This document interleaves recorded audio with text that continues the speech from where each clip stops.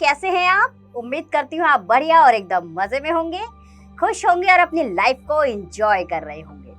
बिल्कुल जी, खुश रहिए, स्वस्थ रहिए, मस्त रहिए, यही जीवन जीने का सार है और सही तरीका। देखिए, जब हम खुश होते हैं तो हम हर कार्य को निपुणता से करते हैं। हमारा शारीरिक और मानसिक विकास बहुत बेहतरीन तरीके से होता है। बस क्या करना है? अरे प्रथम कार्य यही करना है कि खुश रहना है।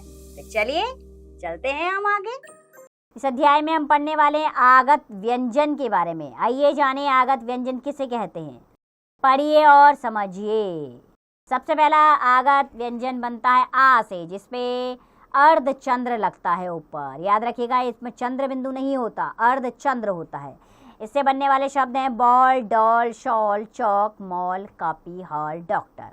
दोबारा से पढ़ते हैं। बॉल, डॉल, शॉल, चौक, मॉल, कॉपी, हॉल, डॉक्टर।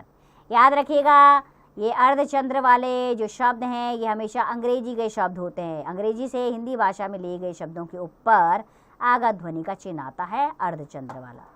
अब है ज।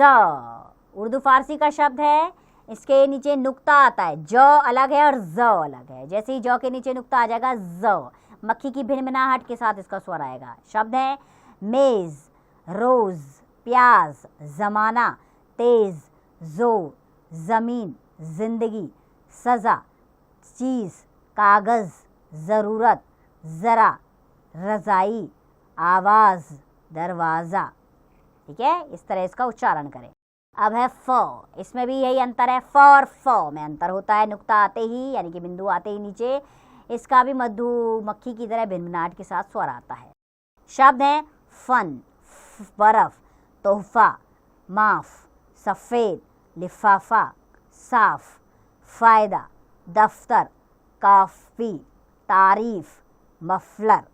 अब इसमें संकेत क्या है? आ अंग्रेजी तथा ज और फ अरबी फारसी ध्वनियों के चिन्ह है, इसलिए इन्हें आगत चिन्ह भी कहते हैं। ठीक है, विदेशी भाषाओं से हिंदी भाषा में आए हैं, इसलिए ये आगत चिन्ह कहलाते हैं। संकेत आ अंग्रेजी तथा ज फ अरबी फारसी ध्वनियों के चिन्ह है, इसलिए इन्हें आगत चिन्ह भी कहते हैं। अर्थात विदेशी भाषाओं से ये शब्द हिंदी भाषा में लिए गए हैं, इसीलिए ये आगत चिन्ह कहलाते हैं। मुझे पूरी उम्मीद है आगत ध्वनि आप समझ गए होंगे। ठीक है, विदेशी भाषाओं से हिंदी भाषा में लिए गए शब्द ही आगत चिन्ह कहलाते हैं। इसका अभ्यास कार्य जारी रखिएगा और उच्चारण पर विशेष ध्यान दीजिएगा। खुश रहिए, स्वस्थ रहिए, मस्त रहिए। तो बच्चों, मुझे पूरी उम्मीद है आपको यह अध्याय अच्छा लगा होगा। अगर आपको इस अध्याय में दक्ष बनना है तो इसका अभ्यास कार्य आपको जरूर करना होगा। ठीक है, तो निपुणता प्राप्त करने के लिए लगातार अभ्यास कार्य कीजिए और खुश रहिए, स्वस्थ रहिए, मस्त रहिए।